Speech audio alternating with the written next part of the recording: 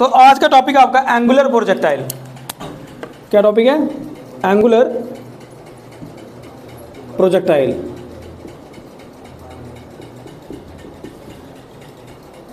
मान लो इस तरह से ग्राउंड है और उस ग्राउंड पे दो बंदे यहाँ पे खड़े हैं, ठीक। यहाँ से एक बॉल फेंक रहा है और यहाँ पे दूसरा बंदा इसको कैच कर रहा है। तो ये बॉल किस तरह की ट्रैजेक्टरी फॉलो करेगी? इस तरह की, है ना। तो अब हमने ये केस डिस्कस करना है कि यहाँ पर आप देखो तो ये बॉल कुछ इस तरह का एक पाथ फॉलो कर रही है। और पहली बात तो ये जो बॉल है इसका खुद का कोई इंजन नहीं लगा है, ये खुद से वेलोसिटी एडजस्ट नहीं कर रही है। इसकी वेलोसिटी कम होनी है ज़्यादा होनी है वो किस बात पे डिपेंड कर रहा है? वो इस बात पे डिपेंड कर रहा है कि ग्रेविटी कितनी लग रही है इस पर, है ना। तो यहाँ पे ये बॉल मूव कर रही है एयर में under the effect of gravity only. Just हम क्या कर रहे हैं, इसको एक इनिशियल वेलोसिटी प्रोवाइड कर रहे हैं, उसके बाद ये मूव कर रही है under the effect of gravity, under the effect of gravity. तो इसको क्या बोलेंगे? प्रोजेक्टाइल बोलेंगे। और प्रोजेक्टाइल जो होता है वो जिस तरह का पाथ कवर करता है, पाथ कवर कर रहा है ना, ये देखो ये आपने बॉल फेंकी तो ये इसने एक रास्ता कवर किया, एक रास्ता ट्रेस किया, है ना। इस रास्ते को क्या कहते हैं? बताया था मैंने आपको, ट्रैजेक्टरी। क्या कहते हैं? The path of the projectile is known as trajectory. The path of the projectile is known as trajectory. तो आज हमने ये केस डिस्कस करना है, आज हमने इस केस के बारे में पूरा स्टडी करना है। हम देखेंगे कि ये जो ट्रैजेक्टरी है, ये जो ट्रैजेक्टरी है ये किस तरह की है। मतलब ये सर्कल का पार्ट है, ये सर्कल का पार्ट है, यहाँ ये किस चीज़ का पार्ट है? यहाँ ये पैराबोला है, हाइपरबोला है, इलिप्टिकल इक्वेशन इसको फॉलो करेगी। कौन सी इक्वेशन फॉलो करेगी कि ये पाथ क्या चीज़ है? ये इसको हम लोग पूरा स्टडी करने वाले हैं। मैं पहले ही बताया हुआ है फिजिक्स में हर एक जो हमारे पास डायग्राम होती है उसकी कोई ना कोई इक्वेशन होती है। जैसे मान लो ये सर्कल है ना, मान लो सर्कल है, ये ओरिजिन हुआ है और ये ओरिजिन ओ पे सर्कल ड्रा किया हुआ है। तो इसकी इक्वेशन क्या होगी?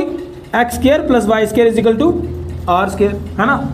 तो मतलब अगर मैं ये लिखता हूँ x square plus y square is equal to r square, इसका मतलब मैंने क्या ड्रा किया हुआ है? मैंने सर्कल ड्रा किया हुआ है।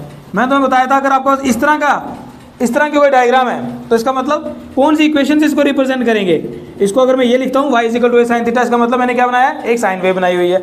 अगर मैं इस तरह से बनाता हूँ, है ना, तो ये क्या है? ये इलिप्स है, इसके दो फोकस होते हैं। तो अब यहाँ पे अगर मैं इसको ऐसे लिखता हूँ x square y square plus y square by b square is equal to 1, तो इसका मतलब मैं किसकी बात कर रहा हूँ? मैं इलिप्स की बात कर रहा हूँ। अगर मैं ऐसा बनाता हूँ, अगर मैं इस तरह से कुछ बनाता हूँ, है ना, और मेरे पास इक्वेशन ये आती है वाई इज इक्वल टू, आप कह सकते हो A x square plus B x plus C. तो ये मेरे पास अगर इस तरह की कोई इक्वेशन है, यानी क्वाड्रेटिक इक्वेशन जो होती है वो बेसिकली किसकी इक्वेशन होती है? Equation of parabola.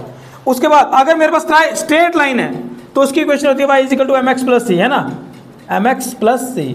तो यानी कि मैं बता रहा हूँ कि हर एक फिगर की कोई ना कोई मैथमेटिकल इक्वेशन होती है। हमें जब फिजिक्स में हमें यही इक्वेशन फाइंड करनी होती है। अब देखो ये पैराबोला है, मतलब ये एक प्रोजेक्टर है, प्रोजेक्टाइल है, वो प्रोजेक्टाइल मोशन है। ये एक आपने पत्थर फेंका, है ना, ये एयर और स्पेस में मूव कर रहा है विद द इफेक्ट ऑफ सिर्फ किसके इफेक्ट पे? ग्रेविटी के इफेक्ट पे। तो ये जो ट्रैजेक्टरी इसने फॉलो की, हम यहाँ पे ये देखने वाले हैं कि जो ट्रैजेक्टरी ये फॉलो कर रहा है ये इनमें से किस इक्वेशन को मैच करेगी। क्या ये ट्रैजेक्टरी सर्कल का पार्ट है? अगर ये सर्कल का पार्ट होगी तो ये इक्वेशन आएगी लास्ट में हमारे पास। अगर ये ट्रैजेक्टरी एक साइन वेव का पार्ट है तो यहाँ ये इक्वेशन आएगी। अगर ये ट्रैजेक्टरी एक इलिप्टिकल पाथ है उसका अगर पार्ट भी है तो ये। अगर ये ट्रैजेक्टरी एक मेरे पास हाइपरबोला पैराबोला यहाँ पैराबोला है तो फिर हमारे पास इस तरह से इक्वेशन में मैच करनी चाहिए। पैराबोला की इक्वेशन ये होती है ना। तो अगर ये आपको ये स्ट्रेट तो लग नहीं रही है ना, तो एटलीस्ट ये तो आएगा नहीं, है ना, Y is equal to M X plus C तो नहीं आएगा, ये स्ट्रेट लाइन तो है नहीं। तो इनमें से ये क्या है, इसी रात से आज पर्दा उठेगा कि ये इक्वेशन हमने जो बनानी है, ये जो ट्रैजेक्टरी हमारे पास आई है, इस ट्रैजेक्टरी की इक्वेशन इनमें से किस इक्वेशन के साथ मैच करती है। जिसके साथ मैच करेगी तब हमें पता चल जाएगा कि ये जो ट्रैजेक्टरी है ये पैराबोला है, एक सर्कल है, क्या चीज़ है, पता चल जाएगा थोड़ी देर में, ठीक है। मान लो यहाँ पे तुम्हारे पास क्या है? ग्राउंड है। क्या है? वहाँ पे भी यही किया था, है ना, ये आपका से ग्राउंड आ गई। अब वहाँ पे हमने क्या किया था? सबसे पहले लिखा था let us consider there is a horizontal line O X. Let us consider, क्या क्या कंसीडर करेंगे हम? मान लो एक मेरे पास हॉरिजॉन्टल लाइन ओ एक्स है, लेकिन इस बार वो ग्राउंड पे ही है। लास्ट केस में वो एक्स कहाँ था? Parallel to the ground. इस बार हम कह रहे हैं कि सपोज करो मेरे पास एक हॉरिजॉन्टल लाइन ओ एक्स है जो कि ग्राउंड पे ही है, तो ले लो OX।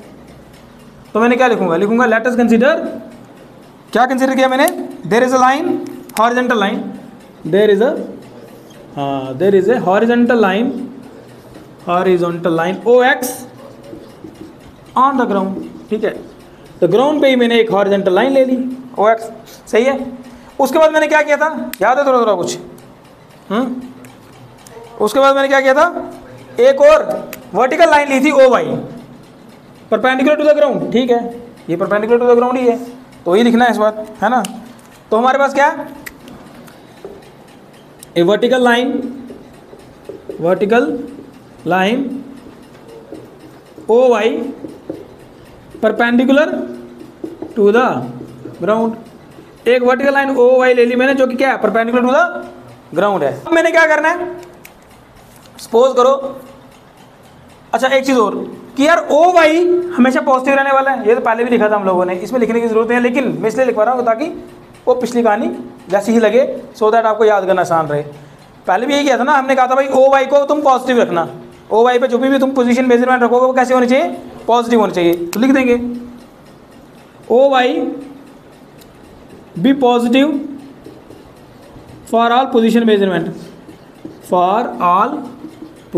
मेजरमेंट, ठीक है, कि भाई OY जो है पॉजिटिव है हर एक पोजीशन मेजरमेंट के लिए, सही है ना। उसके बाद ठीक है, अब कोऑर्डिनेट सिस्टम हमारा सेट हो गया। अब हमने क्या करना है, अब हमने एक ऑब्जेक्ट लेना है जिसको प्रोजेक्ट करना है, मतलब फेंकना है। कहाँ से फेंके उसको, चलो मान लेते हैं कि O से फेंका मैंने इसको, ठीक है। इस बार मैंने क्या करना है, इसको फेंकना है, यहाँ से फेंकना है। जैसे मैंने तुम्हें कह दिया कि ये केस कैसा है, ये केस कुछ इस तरह का है, एक बंदा यहाँ है, एक बंदा मान लो यहाँ है, और ये यहाँ से बॉल फेंक रहा है इस तरह से, ये वाला केस है। तो वही हमने यहाँ करना है। मान लो कि ओरिजिन O से एक ऑब्जेक्ट को प्रोजेक्ट किया जाता है। अब तुम फेंकोगे तो कुछ तो इनिशियल वेलोसिटी दोगे इसको, और ये है भी क्या, एंगुलर प्रोजेक्टाइल है, और जो तुम इनिशियल वेलोसिटी इसको देने वाले हो, मान लो वो इनिशियल वेलोसिटी u है, वो कुछ तो एंगल बनाती होगी, किसके साथ, एक्स एक्सिस के साथ, है ना। तो यहाँ पे मैं कहता हूँ कि चलो एक ऑब्जेक्ट मैंने फेंका, ये मैंने फेंक दिया एक ऑब्जेक्ट, और ये जो मैंने ऑब्जेक्ट फेंका, प्रोजेक्ट किया कहाँ से, ओरिजिन O से, इसकी जो इनिशियल वेलोसिटी है, इसकी जो इनिशियल वेलोसिटी u है, ये मान लो ये इसकी इनिशियल वेलोसिटी है, ये इसकी मान लो इनिशियल वेलोसिटी है। ये जो इनिशियल वेलोसिटी u है, ये एक एंगल ट्रेस कर रही है किसके साथ, एक्स एक्सिस है, कितना एंगल, मान लो थीटा एंगल। तुमने ऐसे करके बॉल फेंकी ना, तो जब तुम इसको ऐसे करके बॉल फेंक रहे हो तो वो क्या रहा है, ये जो आपकी इनिशियल वेलोसिटी जो तुम प्रोवाइड कर रहे हो, ये कुछ तो एंगल बनाती होगी किसके साथ, एक्स एक्सिस के साथ, वही चीज़ है ना। तो वही मैंने यहाँ पे लिखना है कि आपने क्या किया। हम अब सपोज करेंगे कि हमारे पास यहाँ पे एक ऑब्जेक्ट है जो हम प्रोजेक्ट कर रहे हैं, ठीक है, जिसकी इनिशियल वेलोसिटी क्या है, u है, और जो एक एंगल बना रही है किसके साथ, एक्स एक्सिस, वही चीज़ लिखेंगे। Let the object is projected from origin O, कहाँ से फेंका उसको, from projected from origin O, origin O से फेंका, और with initial velocity, with initial velocity u, और ये initial velocity which makes an angle theta, या विच इंक्लाइंड भी बोल सकते हो, which inclined an angle theta, which inclined at an angle theta with the horizontal axis, है ना, horizontal axis, सही है। समझ आ रहा है क्या लिख रहे हैं हम लोग,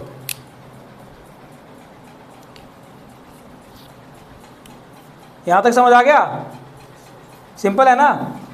ठीक है, पहले तो कोऑर्डिनेट सिस्टम सेट कर लिया हम लोगों ने, उसके बाद हमने क्या किया, एक ऑब्जेक्ट लिया जिसको ओरिजिन O से फेंका जा रहा है, और ये ओरिजिन से O से फेंकेंगे तो कुछ तो इनिशियल वेलोसिटी प्रोवाइड करोगे, तभी तो वो जाएगा आगे की तरफ। और ये जो इनिशियल वेलोसिटी हम u प्रोवाइड कर रहे हैं, ये इंक्लाइंड कर रही है at angle theta with the horizontal axis, angle बना रही है हॉरिजॉन्टल एक्सिस के साथ। अब यहाँ से थोड़ी सी कहानी बदलती है हमारी, अब क्योंकि ये एंगल बना रही है ना, तो इसका मतलब ये हो गया, कि क्या इस वेलोसिटी के हम दो कंपोनेंट्स बना सकते हैं क्या, रेक्टेंगुलर कंपोनेंट्स बना सकते हैं, बिल्कुल, है ना, याद है, रेक्टेंगुलर कंपोनेंट्स में स्प्लिट कर सकते हैं इसको, बिल्कुल कर सकते हैं। एक रेक्टेंगुलर कंपोनेंट हमारा ये आ जाएगा, और जिसके साथ एंगल हो वो कौन सा कंपोनेंट होता है? हॉरिजॉन्टल कंपोनेंट होता है, वो कॉस कंपोनेंट होता है। और दूसरा मेरे पास रेक्टेंगुलर कंपोनेंट आएगा ये वाला, ठीक है, ये कौन सा कंपोनेंट आएगा? u sin theta. हम लोग कह सकते हैं now resolve u into its two rectangular components, into its two rectangular components, ठीक है। अब इस u को तुम दो रेक्टेंगुलर कंपोनेंट स्प्लिट कर दो। पहला कंपोनेंट कौन होगा? मान लो हॉरिजॉन्टल कंपोनेंट है ना, एक आ गया मेरे पास हॉरिजॉन्टल कंपोनेंट, ये हॉरिजॉन्टल कंपोनेंट क्या होगा बताओ? u cos थीटा, ठीक है। हॉरिजॉन्टल कंपोनेंट कौन है भाई? u cos थीटा, ठीक है। अच्छा अब तो तुम्हें बताया cos कंपोनेंट है, और u आगो पिछले क्वेश्चन में भी मैंने बताया था कि जो मेरे पास हॉरिजॉन्टल कंपोनेंट रखा था ना वेलोसिटी का, इससे पहले वाले क्वेश्चन में भी है ना, उसमें हमने ये कहा था कि जो हॉरिजॉन्टल कंपोनेंट है वो उसमें एयर की फ्रिक्शन निगलेक्ट की थी हम लोगों ने जानबूझकर, है ना। ऐसा होता नहीं है वैसे, लेकिन हम इस डेरिवेशन को ड्राइव करने के लिए बोल रहे हैं कि चलो मान लो कि जो हॉरिजॉन्टल कंपोनेंट में जो वेलोसिटी है वो कांस्टेंट रह रही है, इसलिए क्योंकि हॉरिजॉन्टल कंपोनेंट के टाइम पे हम ये कह रहे हैं कि एयर की रेजिस्टेंस निग्लेजिबल है। तो इसका मतलब ये कहेंगे, ये सपोज ही कर रहे हैं, ठीक है। Now it is suppose that, या इट इज कंसीडर कर लो, it is consider that u cos theta, यहां लिख दूं u cos theta will remain constant, ये कांस्टेंट रहेगा, will remain constant as the air friction is neglected, air friction is neglected. सही है ना? सही है। क्या आपके पास इस u के दो कंपोनेंट्स है, u cos थीटा और u sin थीटा, है ना। ये आपका कंपोनेंट है u cos theta component, u cos theta. ये कंपोनेंट कौन सा है? u sin theta. तो u cos थीटा की कंपोनेंट की बात कर लेते हैं। u cos थीटा कंपोनेंट एक हॉरिजॉन्टल कंपोनेंट है, और हम ये कंसीडर कर रहे हैं जानबूझकर कि भाई साहब u cos थीटा कंपोनेंट जो है वो कांस्टेंट रहेगा। और ये बात बड़ी इंपॉर्टेंट आगे जाके बड़ी काम आती है ना। तो u cos theta component constant रहने वाला है, क्योंकि हम ये कह रहे हैं कि भाई साहब एयर की फ्रिक्शन नहीं है, और अगर एयर की फ्रिक्शन नहीं हो तो ये cos थीटा कांस्टेंट रहेगा भी, है ना। बट वो तो सिर्फ स्पेस में पॉसिबल है, यहाँ तो नहीं, अर्थ पे तो एयर है, तो ऐसा तो नहीं होना है। लेकिन फिलहाल इस डेरिवेशन में ये कह रहे हैं कि जो आपका u cos थीटा कंपोनेंट है वो क्या भाई साहब? कांस्टेंट है, क्योंकि हम एयर फ्रिक्शन को निगलेक्ट कर रहे हैं, ठीक है। अच्छा सेकंड कंपोनेंट क्या है? हाँ u sin, वर्टिकल कंपोनेंट कौन सा है? वर्टिकल कंपोनेंट कौन सा है? हाँ वर्टिकल कंपोनेंट आ गया u sin थीटा, और ये u sin थीटा है। अब इसका क्या होगा? मान लो ये आपकी हाइट, मैक्सिमम हाइट जो इसने अचीव करनी, मान लो ये h है, ठीक है, और ये ग्राउंड को टच कर रहा है, उसका नाम c रख देते हैं। अच्छा अब ये देखो कि यार u sin थीटा कंपोनेंट क्या कांस्टेंट रहेगा? नहीं रहेगा कांस्टेंट, ये तो बदलेगा। कैसे बदलेगा? ये जो u का sin थीटा कंपोनेंट, आप देखो जब आप एक चीज़ को फेंकते हो, मान लो ऐसे करके तुमने किसी चीज़ को फेंका, चलो ऐसे ही फेंका मैंने, अब क्या हुआ? गिर गया। तो जब मैंने इसको ऐसे करके फेंका तो क्या हुआ? आप देख रहे हो ये ऐसे करके स्लो मोशन ऐसे करके ऊपर जा रहा है, तो इसकी वेलोसिटी कम होती जा रही है ना, कम ही होगी। क्यों कम होती जा रही है? अब एक जगह ऊपर आके कुछ मूवमेंट ऑफ सेकंड के लिए रुका भी, तो इसका मतलब यहाँ पे इसकी वेलोसिटी जीरो, और रुकने के बाद ये अपनी वेलोसिटी को बढ़ा रहा है और फिर वापस आ रहा है ना। तुमने कुछ धक्का दिया इसको, मतलब तुमने कुछ इनिशियल वेलोसिटी प्रोवाइड की, अब वो इनिशियल वेलोसिटी कम ही होती जा रही है, अब कम होगी भी तभी तो रुकेगा ऊपर जाके, कम होती जा रही है। एक टाइम आएगा जब ये रुक जाएगा, तब इसकी वेलोसिटी वर्टिकल कंपोनेंट में वेलोसिटी जीरो, और फिर वापस आएगा, फिर इसकी वेलोसिटी बढ़ना शुरू करेगी। तो u sin थीटा इस तरह से बिहेव कर रहा है, यानी कि u sin थीटा स्टार्टिंग में हियर u sin थीटा क्या करेगा? u sin थीटा कंपोनेंट जो है ना, यानी कि वर्टिकल वेलोसिटी जो है, ये शुरू में तो डिक्रीज करेगी फ्रॉम, जब ऑब्जेक्ट कहां से कहां जा रहा होगा? o से h तक जा रहा होगा, है ना। u sin थीटा कंपोनेंट जो है वो डिक्रीज करेगा, है ना। ये कंपोनेंट डिक्रीज करेगा जब ऑब्जेक्ट कहां से कहां जा रहा होगा? o से h तक जा रहा होगा। Here u sin theta will decrease when object move from O to H. भाई साहब करेगा डिक्रीज कि नहीं करेगा? करेगा ना। यही u sine theta component zero हो जाएगा जब ऑब्जेक्ट कहां पे होगा? एट, हाँ एच पे होगा। U sine theta component will become zero when the object is at, हाँ एट एच। एच पे तो ये जीरो ही हो जाएगा। और यही u sine theta component increase करेगा, will increase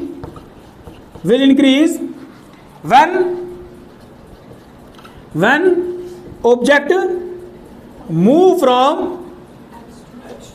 H to C। समझ आई? ये कहानी समझ आई? अच्छा चलो अब ये देखते हैं कि time t is equal to zero पे क्या हो रहा है। At time t is equal to zero, time t is equal to zero पे डिस्टेंस कितना मूव किया होगा उसने? The distance travel by the object, distance travelled by the object कितना मूव किया होगा? अलोंग एक्स एक्सिस बताओ कितना होगा? X not zero. सिंपल बात है। Distance travelled by object along y axis बताओ, हाँ कितना आएगा? वाई नॉट भी कितना? Zero. Velocity of the object along x axis कितना? अभी तो बता दी हमने कितनी है, बताओ। शुरू में जो यू एक्स है ना, वेलोसिटी है अलोंग एक्स एक्सिस में, तो कितनी है वो? यू कितनी है? यू एक्स ही बोल सकते हो। कितना है वो? You cos theta. Along x axis बोल रहे तो यू एक्स बोल देता हूँ, ठीक है। तो velocity of the object along x axis initially at time t is equal to zero कितनी है? U x is equal to, u मतलब इनिशियल वेलोसिटी, एक्स मतलब हॉरिजॉन्टल एक्सिस की बात कर रहा हूं, तो u x is equal to u cos theta. Similarly बताओ velocity of the object along y axis time t is equal to zero पे क्या है? यू वाई लिखूंगा, क्या है?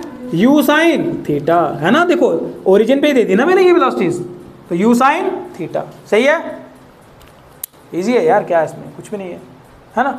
Time t is equal to zero पे डिस्टेंस कितना मूव किया? x नॉट वो जीरो होता है, y नॉट वो जीरो होता है। वेलोसिटी कितनी प्रोवाइड कर रहे हो तुम? ओरिजिन पे ही along x axis u cos theta, along y axis u sin theta. यहीं पे ड्रा कर दिया ना मैंने इसको, कि कहीं दूर थोड़ा दूर ड्रा कर रहा हूं, यहीं कर रहा हूं ना ड्रा, है ना आसान।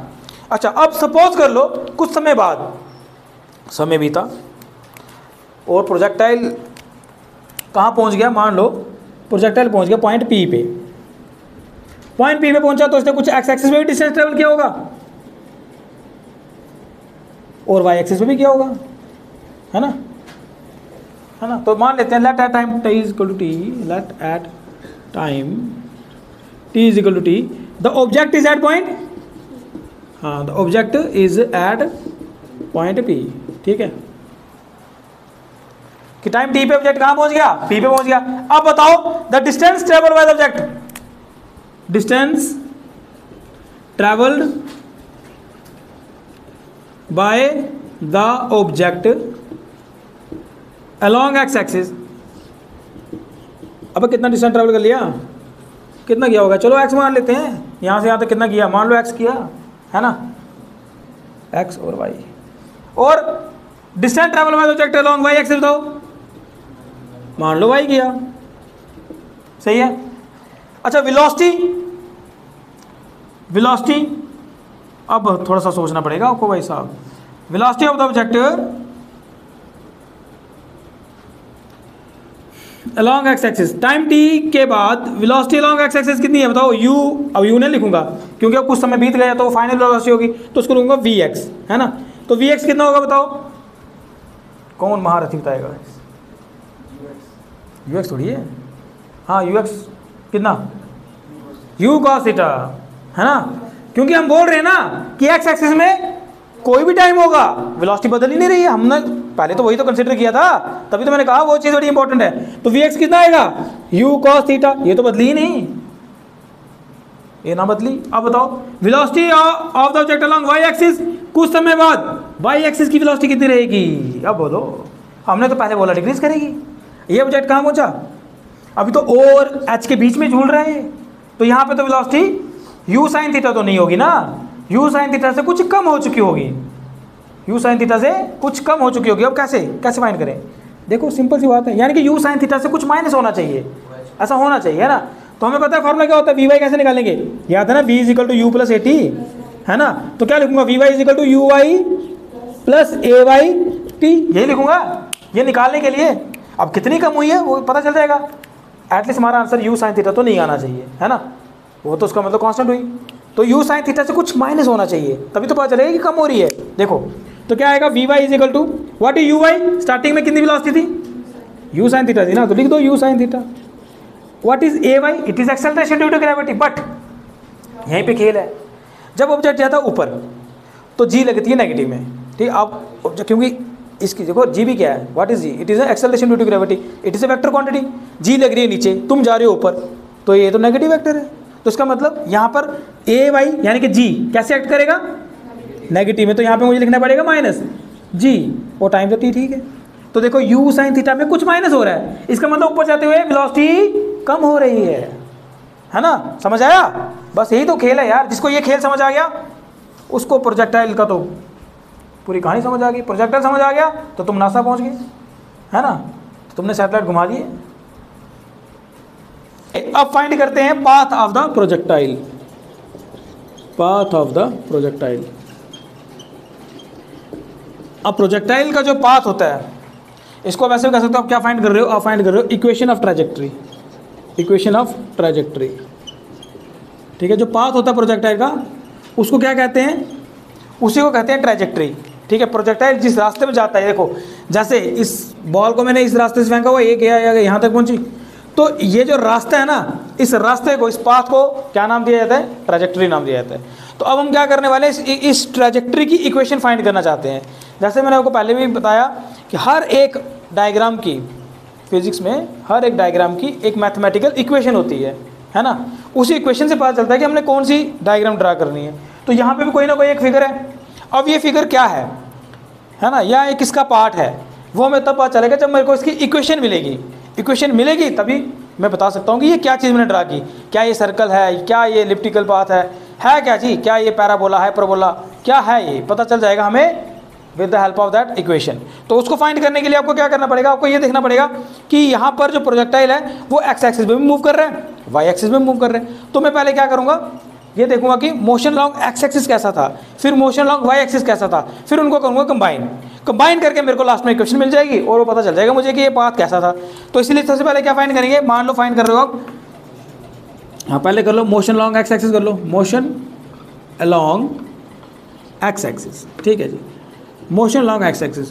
तो मैंने जैसे आपको बताया सिंपल ट्रिक क्या है इसकी, है ना, बड़ा क्वेश्चन है, v d a, what you have to find, you have to find the, हाँ आपको वेलोसिटी फाइंड करनी है, डिस्टेंस फाइंड करना और एक्सेलरेशन फाइंड करनी है एट टाइम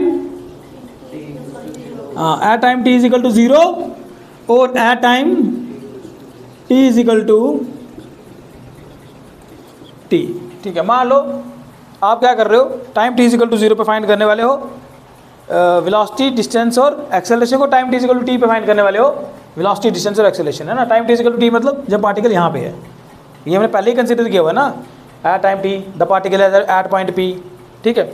अब देखो तो वेलोसिटी करना ज़रा फाइंड, वेलोसिटी क्या है यहाँ पे, वेलोसिटी है ना, वेलोसिटी मतलब यू एक्स, है ना, क्योंकि इनिशियल वेलोसिटी है और एक्स एक्सिस में है तो इसका नाम क्या रखा मैंने, यू एक्स। किसके बराबर है ये तो यू कॉस थीटा है, स्टार्टिंग में तो यही वेलोसिटी है, यू कॉस थीटा। अच्छा डिस्टेंस बताओ, डिस्टेंस इसने कितना ही मूव किया था अभी, एक्स नॉट, किसके बराबर है वो, 0 के बराबर। एक्सेलरेशन कितनी है, ए एक्स, बताओ 0, एक्स एक्सिस में तो एक्सेलरेशन 0 होनी ही है और वो हमेशा ही होनी है, क्यों, क्योंकि वेलोसिटी कांस्टेंट है, क्योंकि हमने पहले ही सपोज कर लिया था कि जो हॉरिजॉन्टल कंपोनेंट है ये बदलेगा नहीं, ये पहले ही हमने सपोज कर लिया हुआ है। तो इसका मतलब एक्सेलरेशन तो एक्स एक्सिस में हमेशा क्या रहनी है, 0 ही रहनी है। अब बताओ इधर बताओ वेलोसिटी कितनी आनी है ना, अब फाइनल वेलोसिटी तो वी एक्स लिख दूँ, क्या आएगा, यू कॉस थीटा, क्यों, क्योंकि हमने भाई साहब वही तो बताया मैंने, सपोज किया सेम रहेगी।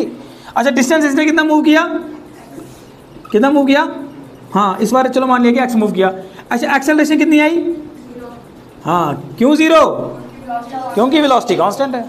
बस जब ये आपको ये पता चल गया तो आगे कुछ भी नहीं है यार, सिंपल सा क्वेश्चन, आगे कुछ भी नहीं करना इसमें, तो इक्वेशन में सब्स्टिट्यूट करना है बस, है ना। बट ये मैंने आपको बताया ना, पहले बताया कि इस चीज़ को आप रट्टा नहीं चढ़ाओ।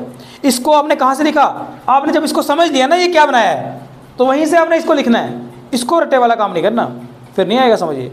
इसलिए आपको पहले डायग्राम अच्छे से समझना है, वो जो लेट अस कंसीडर वाला पार्ट है, वो जो प्लॉट है, वो जो सिनेरियो, उसको अच्छे से समझना है, माइंड में इसको बिठा लेना है बस। उसके बाद ये तो कुछ भी नहीं है उसके सामने, है ना। अब आपको बताइए क्या करना है, हाँ कोई आइडिया क्या करना पड़ेगा। Know the position of the position, हर बार वही क्वेश्चन यूज करिए sir. Know the position of the object at time t कैसे मिलेगी, इज गिवन बाय, कैसे मिलेगी बताओ, x is equal to x not plus u x t plus 1/2 a x t square, यही तो है ना फार्मूला हमारे पास, इक्वेशन।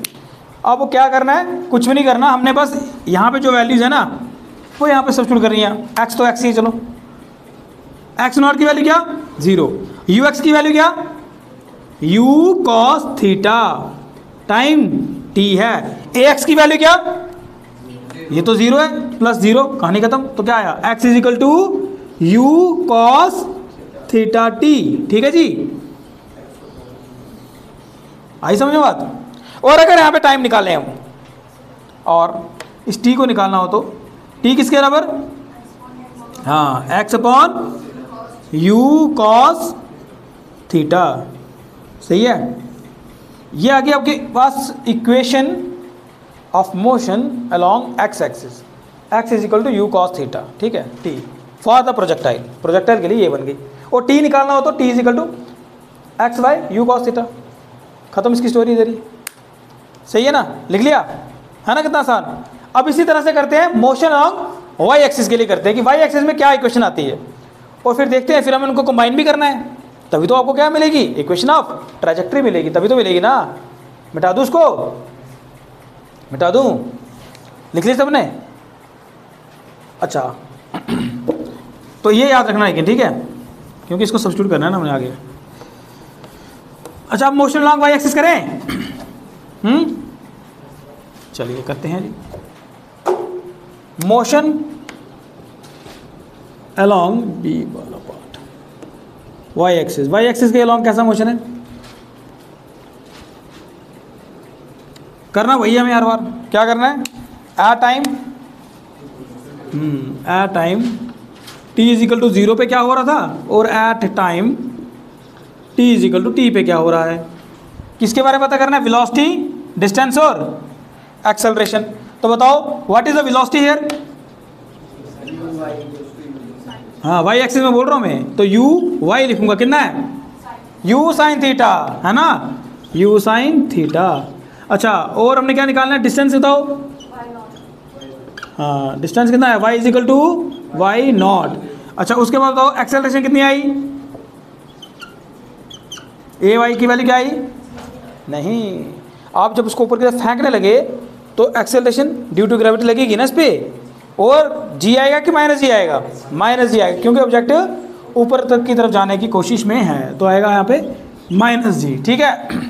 इसी तरह से बताओ एट टाइम टी, जब टाइम टी था तब क्या हुआ, तब वेलोसिटी कितनी आई, तब वी वाई लिख दो उसको, क्योंकि फाइनल वेलोसिटी है ना, किसके बराबर आएगी, हाँ u sine theta minus g t. क्यों आया, देखो हमें पता है v is equal to u plus a t होता है ना, तो वी वाई निकालना, तो यू की वैल्यू क्या है, यू साइन थीटा, ए क्या है एक्सेलरेशन ड्यू टू ग्रेविटी, वो क्योंकि ऑब्जेक्ट ऊपर की तरफ जा रहा है तो यहाँ माइनस आएगा जी टाइम टी, है ना, ये तो हमने पहले भी पता किया हुआ है। तो यहाँ पर आएगा v y is equal to u sine theta minus g t, सही है ना। अच्छा डिस्टेंस बताओ, हाँ डिस्टेंस कितना आएगा, वाई हो जाएगा, ठीक है। अच्छा एक्सेलरेशन कितनी आएगी, अभी बोली यार, एक्सेलरेशन कितनी आएगी, माइनस ही, वो तो माइनस ही रहेगी, है ना। तो देखो ये सब कुछ लिख लिया आपने, ये समझ आया मैं कैसे लिख रहा हूँ, हाँ बस अगर ये समझ आया तो आगे तो आपको पता कुछ भी नहीं है। ना होता है इक्वेशन निकालो, ना होता position, the position of object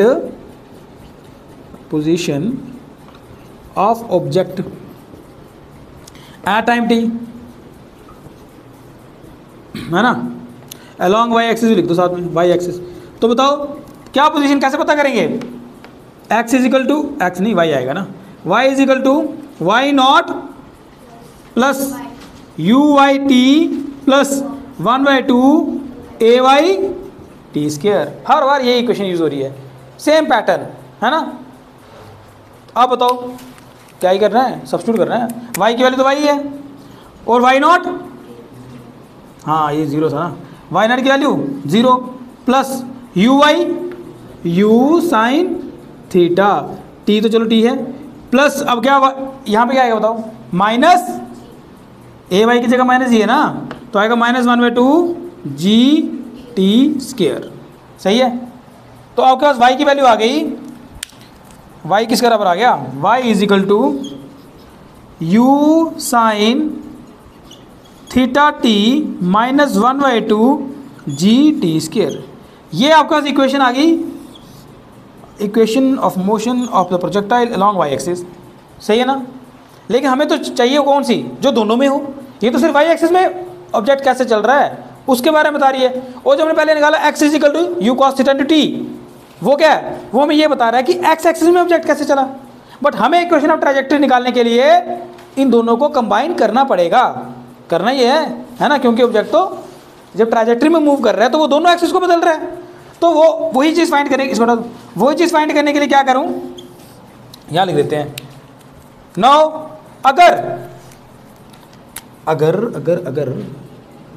अगर मगर अब क्या होगा बताओ, अगर मैं t की वैल्यू यहाँ सब्स्टिट्यूट करूँ तो x और y दोनों आ गए इसके अंदर, तो करूँ तो y किसके बराबर आएगा, as we know that t की वैल्यू किसके बराबर थी, u,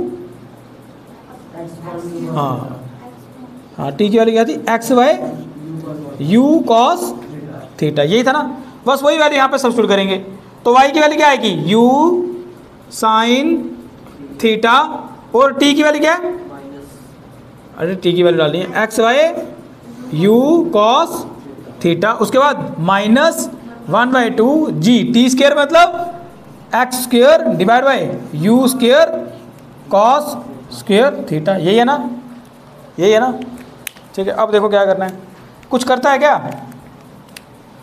कुछ करता है। तो अब क्या बचा, y is equal to sine y cos क्या होता है, tan थीटा, तो बना tan थीटा। आगे क्या है, x है ना, उसका -1/2 जी, ऐसे लिख दूँ g divide by u square cos square theta, और x स्क्वायर को थोड़ा अलग लिख देते हैं, क्या ही फर्क पड़ रहा है, लिख सकता हूँ ना। अब ये इक्वेशन किसके साथ मैच कर रही है, कुछ आइडिया, क्या ये थोड़ी थोड़ी क्वाड्रेटिक इक्वेशन जैसी नहीं लग रही, ए एक्स स्क्वायर, मतलब थोड़ा सा सॉल्व करूँगा तो बी एक्स, सी की वैल्यू 0 है, तो ऐसी इक्वेशन जो होती है y is equal to a x square plus B x plus c, ये किसकी इक्वेशन होती है, पैराबोला। अगर ऐसी इक्वेशन हमारे पास आ रही है, इसका मतलब ये जो पाथ है ये कैसा है, पैराबोलिक पाथ है। कैसा पाथ है, ठीक है ना, पैराबोलिक पाथ है ना। आप ऐसे लिख सकते हो, this is the equation of parabola, so the path of the projectile is parabolic path, so the path of the projectile is parabolic path, है ना। देखो ये इस पूरे को एक मान लो, क्योंकि कांस्टेंट है 1/2 g constant, u constant, cos theta constant, तो यहाँ पे क्या है, ये पूरा a square a x square, है ना। आगे क्या है, ये बी, ये भी तो कांस्टेंट है, B X A x square plus B X, C की वैल्यू यहाँ पे 0, तो it is the equation of parabola. आप यहाँ पे बोल सकते हो this is the equation of parabola, so बोल सकते हो यहाँ पे लिख सकते हो this is the equation of parabola, so the path of the projectile is parabolic path. तो ये कैसा पाथ है, पैराबोलिक पाथ है। कैसा पाथ है ये, पैराबोलिक पाथ, है ना। तो हमारे पास at the end of day एक सिंपल सी इक्वेशन आ गई, और उस इक्वेशन से हमें ये पता चल गया कि ये जो रास्ता है, ये रास्ता है पैराबोलिक। कैसा रास्ता है, पैराबोलिक पाथ। लिख लिया, समझ आया, क्लियर है ना। अगला करें, अब एक काम करते हैं, टाइम ऑफ फ्लाइट निकालते हैं, ठीक है। टाइम ऑफ फ्लाइट होता क्या, टाइम ऑफ फ्लाइट बताया भी था मैं तुम्हें, हाँ, कितनी देर तक ये भाई साहब हवा में रहे, है ना। टाइम ऑफ फ्लाइट, घड़ी की तरफ मत देखें, क्योंकि हमारे पास बहुत टाइम है, छुट्टी है, तो छुट्टी वाले दिन हम ज़्यादा पढ़ेंगे। क्या टाइम हुआ? 7:40। तो बहुत टाइम है रो। अब केमिस्ट्री ट्यूशन हो या ना हो, लेकिन सलाह तो तुमने की है ना?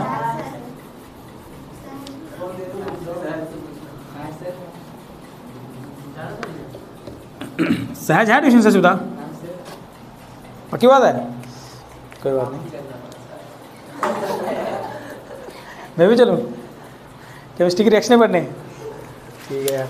हाँ वैसे वो कमी आती है मुझे, मैं तो वो प्रोजेक्टाइल उड़ाता रहूँगा वहाँ पे, है ना? ये केमिकल है, ये गया सिर पे गिरा एसिड, है ना? हो गई रिएक्शन। स्नामिका मैम बोले कि क्या करते हो भाई साहब, ऐसा क्यों करते हो, क्यों फेंकते हो आप प्रोजेक्टाइल? अच्छा अब बताओ टाइम ऑफ फ्लाइट निकालें? निकालते हैं कि नहीं निकालें बताओ यार? अरे सिंपल है, ज़्यादा टफ नहीं है, निकाल लेते हैं यार, है ना? तो टाइम ऑफ फ्लाइट निकालने के लिए क्या करना है? होता क्या टाइम ऑफ फ्लाइट? भाई कितनी देर तक हवा में रहा, है ना? तो पहले तो डेफिनेशन लिखोगे तुम, it is a time for which the projectile is in air, है ना? लिख दो उसको, it is the time for which the projectile is in air.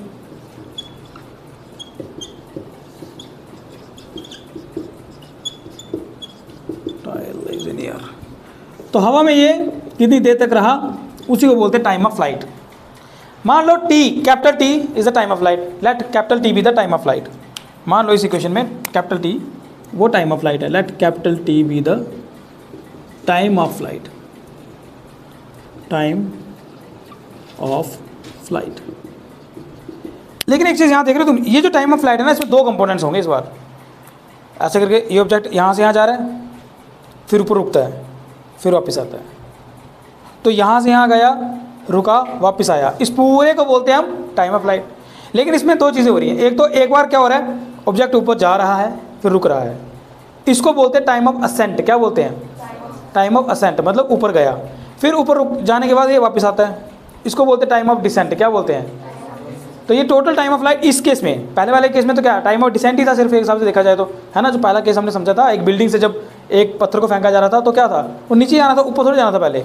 लेकिन इस बार टाइम ऑफ फ्लाइट में दो कंपोनेंट्स हैं, एक टाइम ऑफ असेंट, फिर time of descent. Time of ascent, time of descent. अच्छा मुझे बताना, टाइम ऑफ असेंट और डिसेंट में कम कौन होगा, मतलब जल्दी कहाँ कब आएगा? ये जल्दी ऊपर जाता है या जल्दी नीचे आता है? जल्दी डिसेंट ज़्यादा होगा, असेंट कम होगा, है ना? तो नीचे जल्दी आया, पक्की बात। अगर ऊपर जाने में इसने 1 सेकंड लगाया तो नीचे आने में क्या लगता है? ऐसे देखो ना, 1 सेकंड लगा इसने नीचे आने में लगाया, ऊपर आने में लगाया, अब वापस आने में ऊपर जल्दी आता है। हाँ एक और आया, एक और महान पुरुष बोल रहे हैं कि ऊपर जल्दी जाता है सर, और नीचे नीचे धीरे धीरे आ रहा है। क्या लगता है ये मतलब कौन, ये बराबर है, कम ज़्यादा है, क्या है? डिसेंट, है ना?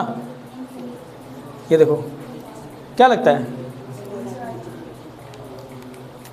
माइयों बहनों, क्या लगता है? डिसेंट ज़्यादा होगा? ज़्यादा मतलब कम होगा, क्या होगा? ज़्यादा होगा, टाइम ज़्यादा लगेगा, टाइम कम लगेगा, नीचे आने में कम, ऊपर जाने में ज़्यादा। पक्की बात है ना? ठीक है महाराज, ऐसे ही मान लेते हैं आपकी बात, है ना? ऐसा होता है वैसे, ज़रा देखना अपने घड़ी पे, 1 सेकंड, हाँ देख,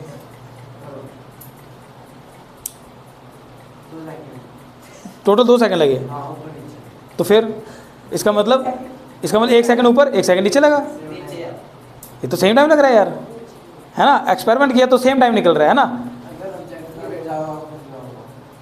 जब ज़्यादा करते हो किसको फेंको, इसको फेंकता हूँ, डस्टर फेंकते हैं। देखना टाइम, देखना कितना टाइम लगता है, ठीक है? फिर 2 सेकंड लगे, इसका मतलब ऊपर जाने में 1 सेकंड, नीचे आने में 1 सेकंड। तो भाई साहब ऐसा है, टाइम ऑफ असेंट और टाइम ऑफ डिसेंट हमेशा इक्वल होते हैं, कम ज़्यादा नहीं होता। ये नहीं है कि यहाँ नीचे आ रहा है, जैसे हम सोचते हैं अपने बारे में ना, ढलान ढलने में बड़ा आसानी हो रही है, चढ़ने में मुश्किल हो रही है। भाई जब यहाँ से यहाँ आ रहा है तो तुम उसको वेलोसिटी भी तो प्रोवाइड कर रहे हो, वहाँ से यहाँ तक पहुँचने में। अब यहाँ से 0 वेलोसिटी से वापस आना है, तो इसीलिए आप देखते हो कि टाइम ऑफ असेंट और टाइम ऑफ डिसेंट क्या है, सेम होता है। ये नहीं सोचो कि नीचे आना है तो इसके लिए आसानी है, तो चलो ये जल्दी ऊपर जा रहा है। जैसे हम सोचते हैं कि हम पौड़ियाँ चढ़ रहे हैं तो मुश्किल से चढ़ते होंगे तो ज़्यादा टाइम लगता है, और पौड़ियाँ उतरते टाइम कम समय लगता है। ऐसा नहीं है, इसके केस में ऐसा नहीं है। क्या होता है, टाइम ऑफ असेंट और टाइम ऑफ डिसेंट सेम होते हैं, ठीक है। तो हम यहाँ लिखेंगे द टाइम ऑफ फ्लाइट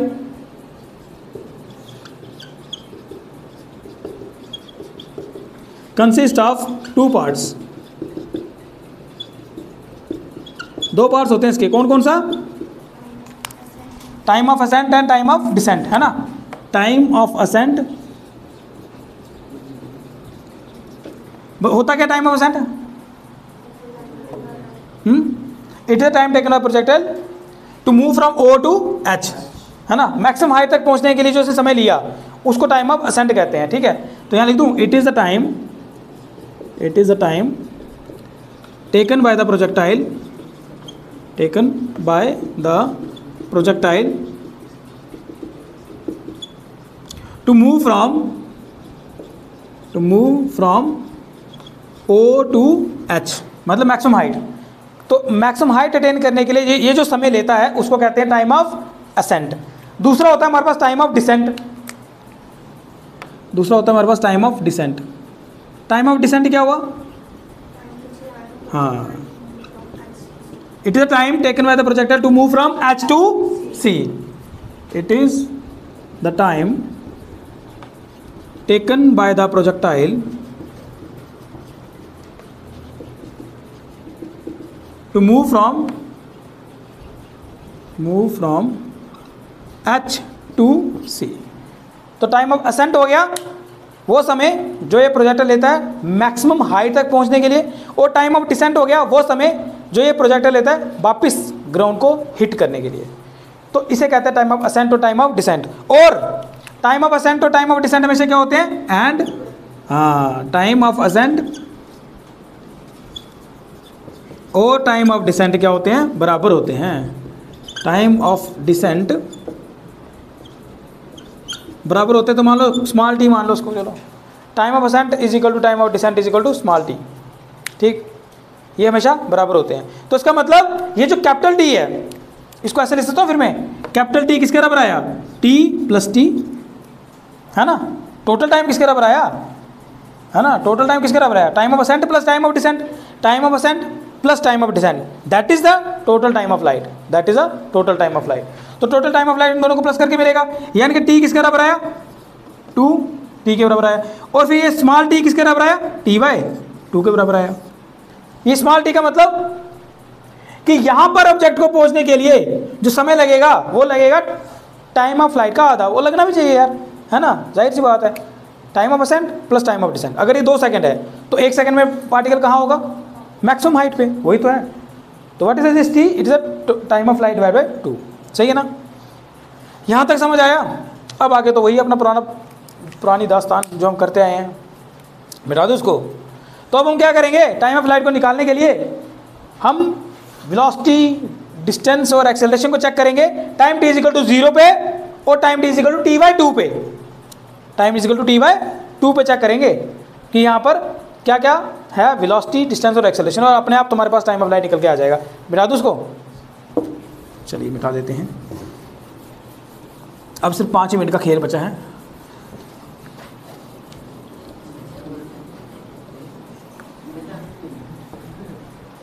कोई बात नहीं, आपको छोड़ देंगे वहाँ तक। अच्छा अब बताओ, now at time t is equal to 0 और at time t is equal to t by 2 पे, time t is equal to 0 पे क्या हुआ और time t is equal to t by 2 पे क्या क्या होना है, ये हमने देखना है। क्या क्या चीज़ करते हैं हम लोग, वेलोसिटी, है ना।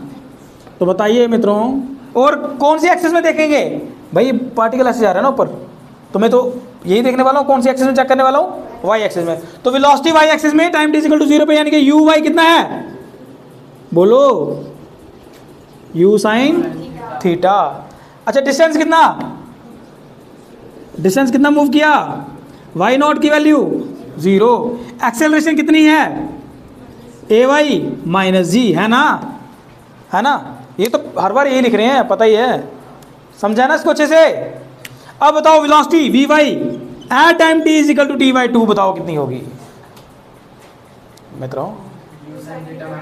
वेरी गुड, बुलेट ट्रेन चलती है जैसे, ऐसे बोलते हो आप, है ना, एकदम से। Time t is equal to t by 2 पे वेलोसिटी कितनी है, देखो जरा कितनी है, कितनी है, दिखा भी रहा हूँ, you sine theta minus g T, पक्का पता, अपॉन 2 ही है, वाह क्या बात है। ये देखो स्लो मोशन में बताता हूँ, ठीक है। टी बाई 2 पे बताना मुझे वेलोसिटी कितनी है, ये गया गया गया पार्टिकल, यहाँ पहुँचा फिर वापस आया, तो टी बाई 2 पे कितनी वेलोसिटी थी इसकी, फिर you sine theta minus g T, हाँ फिर यू साइन थीटा आएगा। फिर से देखो देखो देखो, देखने से आ जाएगा ये फार्मूले में नहीं छुपा है, ये सिर्फ यहाँ देखो, ये मान लो प्रोजेक्टाइल, ये गया ऊपर, ये यहाँ पहुँचा, है ना, टी बाई 2 टाइम पे, अब वापस आया, तो टी बाई 2 टाइम पे इसकी कितनी वेलोसिटी थी, अरे 0 वेलोसिटी है यार, उस टाइम रुका नहीं गया ये, टी बाई 2 टाइम पे रुक रहा है ना, रुक रहा है मतलब 0 वेलोसिटी। अगर अभी भी इसकी यू साइन थीटा वेलोसिटी है तो और ऊपर जाएगा फिर, ये तो यही तो मैं बोल रहा हूँ आपको कि भाई साहब जब time t is equal to t by 2 है, जब इसने मैक्सिमम हाइट अटेन कर ली, फिर तो रुका ना वो, कुछ मोमेंट्स के लिए तो रुका, तो रुका मतलब वेलोसिटी कितनी हुई, 0 हुई यार, ये तो दिखना था 0, यू साइन थीटा कहाँ से आ गया, 0 आएगा।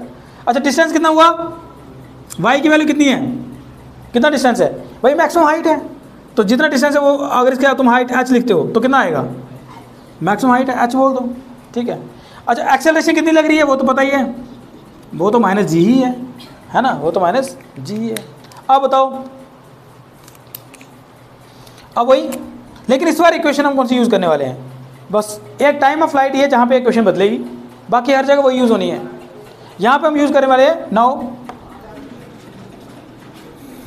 देखो v y is equal to u y plus a y t, ठीक, a y t, v is equal to u plus a t वाली इक्वेशन को यूज़ करने वाले हैं, क्या करने के लिए, टाइम ऑफ फ्लाइट को निकालने के लिए। आप करो वैल्यू सब्स्टिट्यूट, वी वाई मतलब वी वाई मतलब 0, यू वाई मतलब u sine theta, plus a y मतलब माइनस जी, तो माइनस जी लिख दूंगा यहाँ पे, टी मतलब टी बाई 2, देखो ना टी मतलब टी बाई 2, है ना।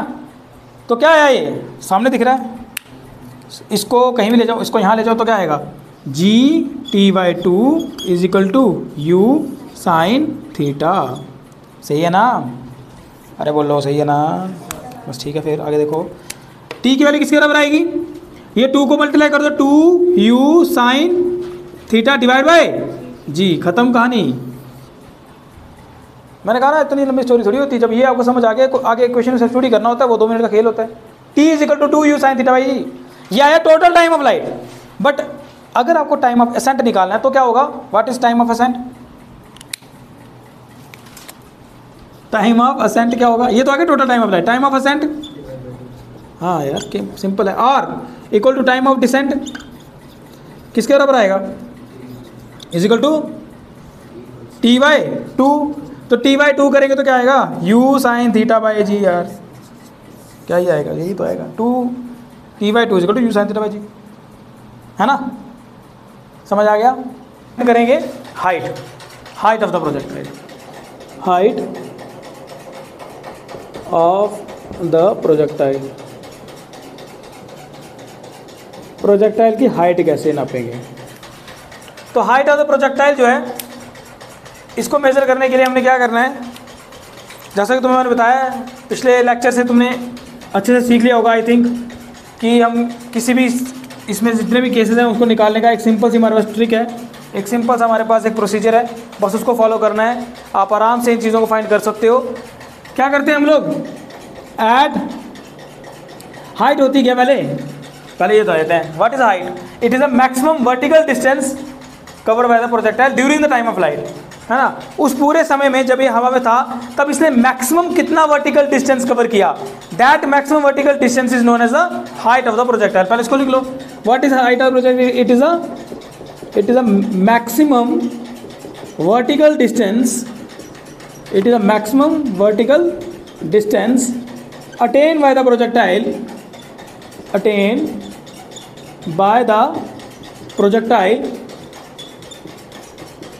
during the time of flight,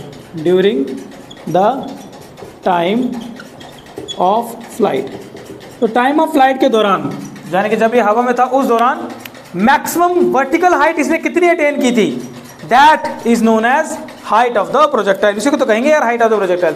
और फाइंड करने का तरीका वही जो हमने इससे पहले वाले पिछले जो लेक्चर में हमने स्टडी किया था, याद है, वही सिस्टम है, वही प्रोसीजर है। क्या करेंगे हम लोग, हम क्या करेंगे, at time t is equal to 0 पे और at time t is equal to, अब बताओ मैक्सिमम वर्टिकल डिस्टेंस जब ये अटेन करेगा उस समय टाइम क्या हुआ होगा, time is equal to t/2, क्योंकि इस वाली हाइट तक पहुंचने के लिए ये कितना समय लेता है, t/2 टाइम लेता है ना। यहाँ से यहाँ तक पहुंचने में ये, जैसे कि हमने फाइंड भी किया था, कितना टाइम लेता है, इसी को तो बोलते हैं time of flight, that is a t। और यहाँ से यहाँ तक यानी कि टाइम ऑफ असेंट जो है ना, पॉइंट h तक, वो कितना है, t/2, and time of decent भी कितना है, t/2। इसका मतलब ये प्रोजेक्टाइल जब मैक्सिमम हाइट पे पहुंचा होगा, मैक्सिमम उस वर्टिकल डिस्टेंस पे पहुंचा होगा, उस टाइम पे टाइम कितना होगा, टाइम होगा t/2 टाइम पे ये इस पॉइंट h तक पहुंच जाएगा, है ना। इस पॉइंट h तक ये कब पहुंचेगा, जब टाइम कितना हुआ होगा, t/2 टाइम हुआ होगा, यही है ना। अब देखो आपको पता है हम लोग इस डायरेक्शन कर क्या रहे हैं, बस टाइम t इक्वल टू 0 पे और time t equal to t/2 पे। अब हमने करना क्या है, हमने तीन चीज़ें फाइंड करनी है। क्या क्या फाइंड करना है, हाँ, VDA यानी कि वेलोसिटी, डिस्टेंस एंड एक्सेलरेशन। तो वेलोसिटी फाइंड करें, velocity, distance and acceleration. What is the velocity here, हाँ, वेलोसिटी कितनी होगी, क्योंकि हम कौन सा कंपोनेंट ले रहे हैं, y एक्सिस ले रहे हैं ना। तो initially uy, what is uy, it is u sin theta. Then what is the distance cover by the projectile during time t is equal to 0, it is y0 is equal to 0। What is the acceleration, it is -g, क्योंकि आप object को ऊपर फेंकने वाले हो। अच्छा, अब time t is equal to t/2 पे इसकी वेलोसिटी कितनी हो गई, vy बोलूंगा तो कितना हो गया, अभी फिर वही बात है ना, टाइम t/2 पे इसकी कितनी वेलोसिटी है, 0। देखो ना, आपने ये ऑब्जेक्ट ऊपर फेंका, जब ये मैक्सिमम हाइट अटेन कर लेगा ना, उस मूवमेंट पे ये इसकी वेलोसिटी क्या है, 0 है यार। ऊपर जाके रुकेगा ना, तभी तो वापस आएगा। ऊपर जाके रुक रहा है ना, ये रुक रहा है, मतलब जब इसने मैक्सिमम हाइट अटेन कर ली तो इसकी वेलोसिटी उस टाइम पे है क्या, 0। तो यानी कि vy की वैल्यू 0। बस इसी बात को तो समझना है। अच्छा, डिस्टेंस कितना मूव किया होगा इसने, अगर वो फाइंड करेंगे तो, हाँ, what is distance, it is a maximum height. What is a maximum height, मान लो उसको हमने h रखा हुआ है। Now what is acceleration, what is ay, it is -g। Acceleration तो नीचे की तरफ ही लगेगी ना, ऑब्जेक्ट ऊपर जा रहा है, एक्सेलरेशन नीचे लग रही है, तो अपोजिट डायरेक्शन, तो लिखेंगे क्या, -g।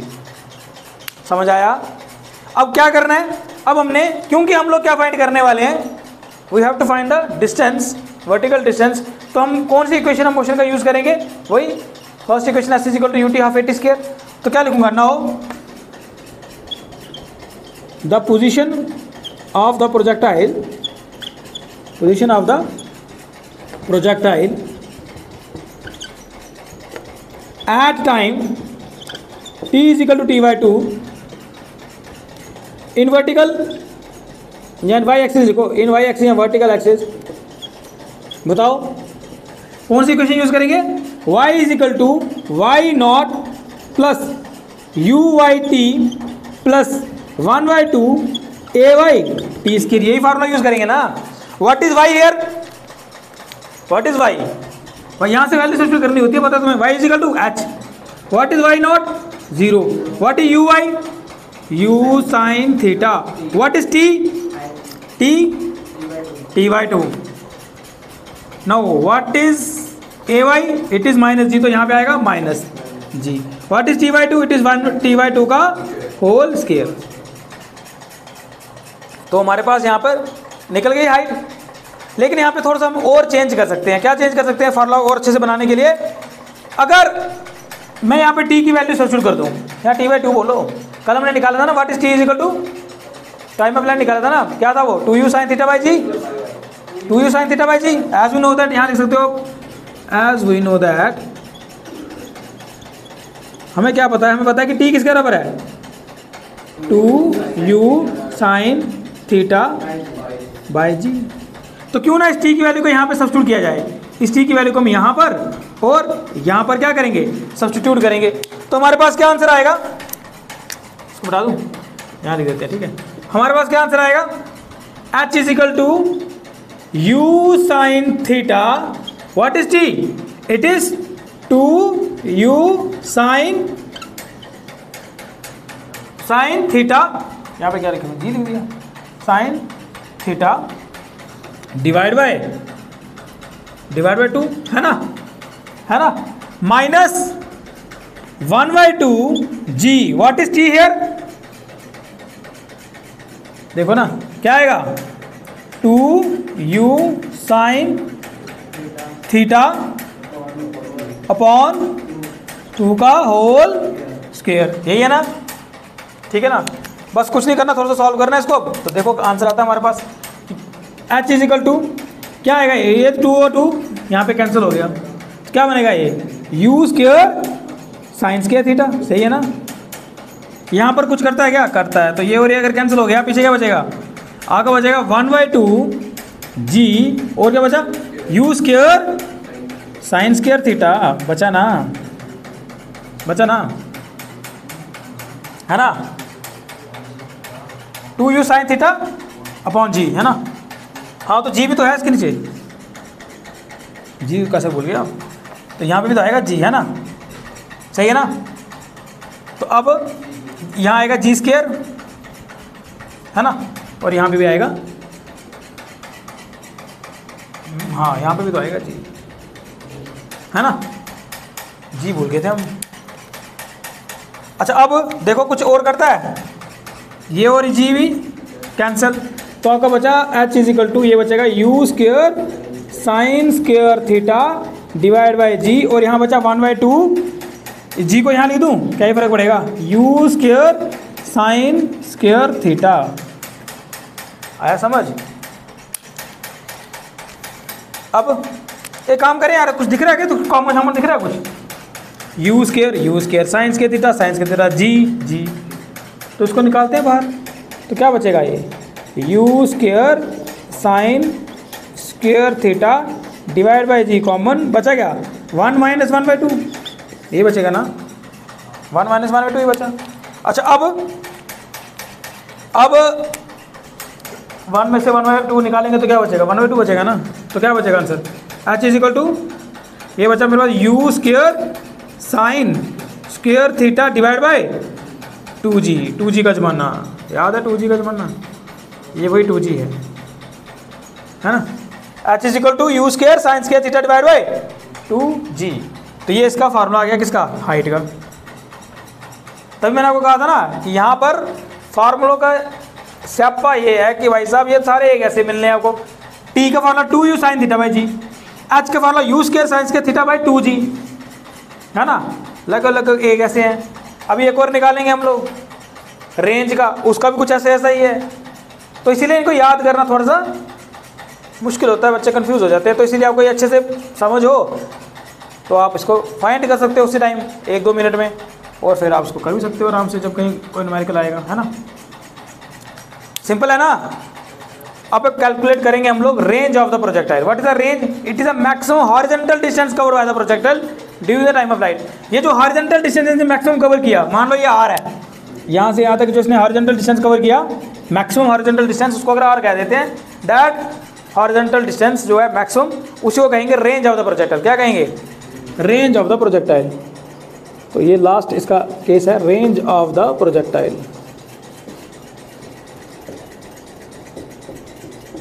अच्छा, रेंज ऑफ द प्रोजेक्टाइल क्या है, डेफिनेशन क्या है इसकी, it is a maximum horizontal distance covered by the projectile. लिख लो उसको, it is a maximum horizontal distance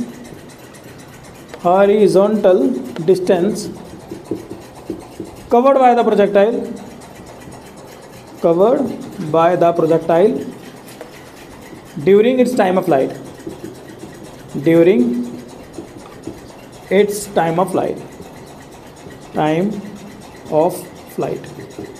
तो मैक्सिमम वर्टिकल डिस्टेंस जो ये प्रोजेक्टाइल कवर करेगा अपने टाइम ऑफ फ्लाइट के दौरान, उस मैक्सिमम वर्टिकल नहीं, हॉरिजॉन्टल डिस्टेंस, उस मैक्सिमम हॉरिजॉन्टल डिस्टेंस को क्या कहेंगे? रेंज कहेंगे। क्या कहेंगे? Range of the projectile, maximum horizontal distance. तो इसको सॉल्व करने का तरीका भी वही प्रोसीजर हर बार की तरह। क्या करेंगे? At time t is equal to 0 पे और at time t is equal to, अब यहां से यहां तक जब ये पहुंचेगा तो समय कितना हो चुका होगा? टोटल टाइम t हो चुका होगा। एट टाइम t पे हम लोग फाइंड करने वाले हैं क्या चीज़ है? वही क्या क्या फाइंड करेंगे? VDA, velocity, distance and acceleration. तो वेलोसिटी कितनी है बताओ? Time t is equal to 0 पे, हॉरिजॉन्टल एक्सिस पे वेलोसिटी ux, क्या आंसर है उसका? u cos theta. What is the distance travel by the projectile during the time t is equal to 0, x is equal to x naught is equal to 0। What is acceleration? ax 0। सही है ना? तो ये आपको तब आता है जब आपने इससे पहले वाला लेक्चर देखा होगा और उसमें आपने समझा होगा कि लेट अस कंसीडर का क्या सिनेरियो है, फिर ये चीज़ें आसानी से समझ आती हैं। इसी तरह से बताओ velocity at time t is equal to t, यानी कि हमारे पास vx की वैल्यू क्या आएगी बताओ? याद है? कांस्टेंट है ना ये, u cos थीटा हमने पहले से बोला हुआ है, उसमें हमने कंसीडर किया हुआ स्टार्टिंग में ही कि भैया ये तो चेंज होना नहीं है। तो इसका मतलब vx कितना आएगा? Velocity at time t is equal to t कितनी होगी? उस टाइम भी कितनी होगी?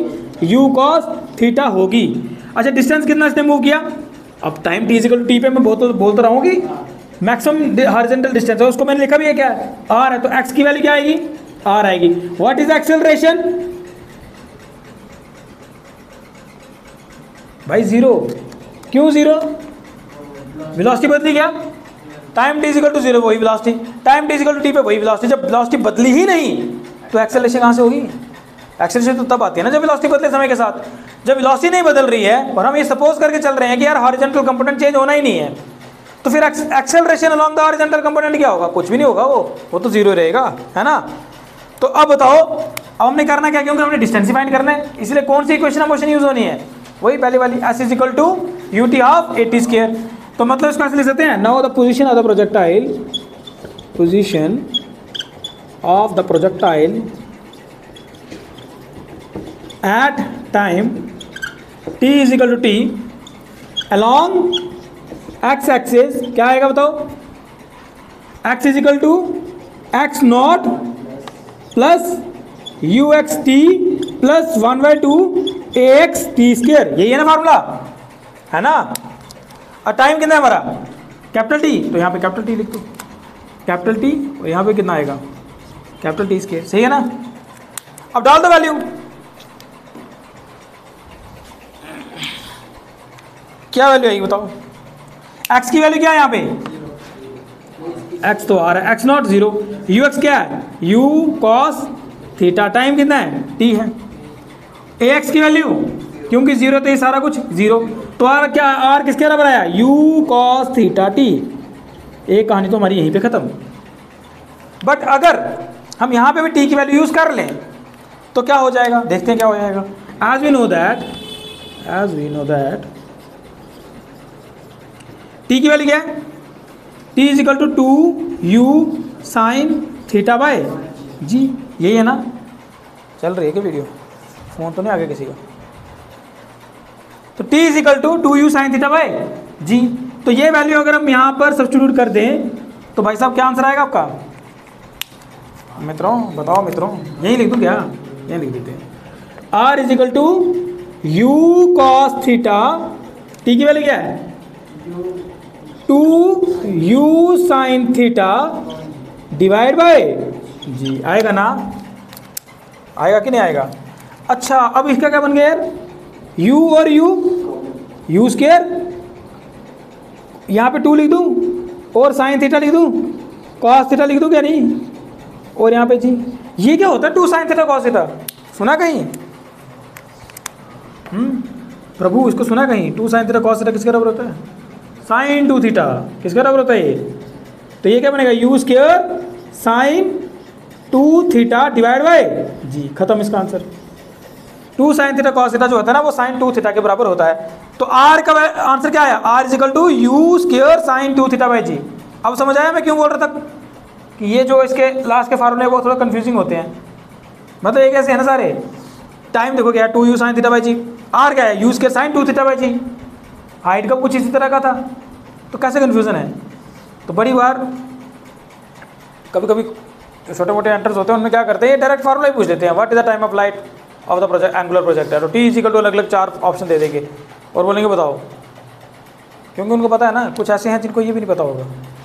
तो उसको तुम्हें इसको टच लाने से अच्छा है कि तुम इसको थोड़ा सा अच्छे से अगर तुमने समझ लिया हुआ है तो 1 मिनट में एक कितना टाइम लगता है इसमें, विदिन 1 or 2 मिनट आप उसको कर ही लोगे, परफेक्ट बता दोगे आंसर, है ना? सही है। अच्छा मैक्सिमम रेंज जो है वो कब मिलेगी आपको? मैक्सिमम रेंज अगर आपको फाइंड करनी है, मतलब कितनी दूर तक तुम इस पत्थर को फेंक सकते हो, तो तब क्या होना चाहिए? Then sine theta sine 2 theta वो 1 होना चाहिए, तभी तो मैक्सिमम रेंज मिलेगी। For maximum range sine 2 theta क्या होना चाहिए? 1 होना चाहिए। और अगर साइन 2 थीटा अगर ये चीज़ अगर 1 आ गई तो आर कितना आ जाएगा? यू स्क्वायर बाय जी, ये होगा मैक्सिमम रेंज। अच्छा इस मैक्सिमम रेंज के लिए एंगल कितना होना चाहिए? आप किस एंगल से पत्थर फेंकोगे तो सबसे दूर जाएगा? किस एंगल से अगर पत्थर फेंकोगे तो सबसे दूर जाएगा? तो वो एंगल फाइंड कैसे कर सकते हैं? एंगल फॉर मैक्सिमम रेंज लिख सकते हो आप, एंगल फॉर मैक्सिमम रेंज। किस एंगल से फेंकोगे तो आपको पत्थर सबसे दूर दिखेगा जाएगा। इसका मतलब आपका साइन 2 थीटा जो है वो 1 होना चाहिए, तभी तो मैक्सिमम रेंज मिलेगी। देखो साइन 2 थीटा अगर 1 होगा तभी तो मैक्सिमम रेंज मिलेगी। अब साइन 2 थीटा 1 कब होता है? कब होगा ये? देखो यार साइन 2 थीटा साइन 1 होता कब है? साइन 90। तो साइन 90 1 होता है ना। साइन कैंसिल तो क्या आया? 2 theta is equal to 90 degree. Theta क्या आया? 45 डिग्री। तो अगर आप एक पत्थर लेते हो या एक बॉल लेते हो और उसको 45 डिग्री के एंगल से फेंकते हो ना तो वो सबसे दूर जाएगा, ठीक है। तो अगर आप मैक्सिमम रेंज रखना चाहते हो, अगर आपका टारगेट ये है कि मेरे को वो बॉल सबसे दूर तक फेंकनी है, तो आपका जो एंगल है उस पर बड़ा कुछ डिपेंड करता है। एंगल कितना होना चाहिए? फेंकने का जो एंगल है वो 45 डिग्री अगर होगा तभी आपको आर यू स्क्वायर बाय जी के बराबर होगा और तभी आपको मैक्सिमम रेंज मिलेगी। तो ये आपका पूरा का पूरा समअप हो गया। एंगुलर प्रोजेक्टाइल जो हमने पढ़ना था वो पूरा का पूरा यहाँ पे समअप हो चुका है। तो ये काफ़ी इंपॉर्टेंट है, जैसे मैंने आपको बता दिया बोर्ड के एग्जाम्स के लिए बड़ा इंपॉर्टेंट है। डेरिवेशन आती है एग्जाम में, कॉम्पिटिटिव एग्जाम्स जो हैं उनके लिए बड़ा इंपॉर्टेंट है, क्योंकि इसके जो लास्ट में फार्मूले आते हैं इनके बेसिस पे ढेर सारे क्वेश्चन पूछे जाते हैं, है ना। होते बड़े आसान है वो, उनको हम अब नेक्स्ट लेक्चर में हम इसी के ना न्यूमेरिकल समझेंगे। तो मैं बताऊंगा किस तरह के न्यूमेरिकल नीट वगैरह में आते हैं, और आप देखोगे जस्ट फार्मूला में सब्स्टिट्यूशन करनी होती है और आंसर आ जाता है, कोई ज़्यादा मुश्किल नहीं होते वो, ठीक है। तो वो थोड़ी सी प्रैक्टिस कर लेंगे सो दैट आप उनमें अच्छा करो, ठीक है। तो आज इतना ही करें, चलिए।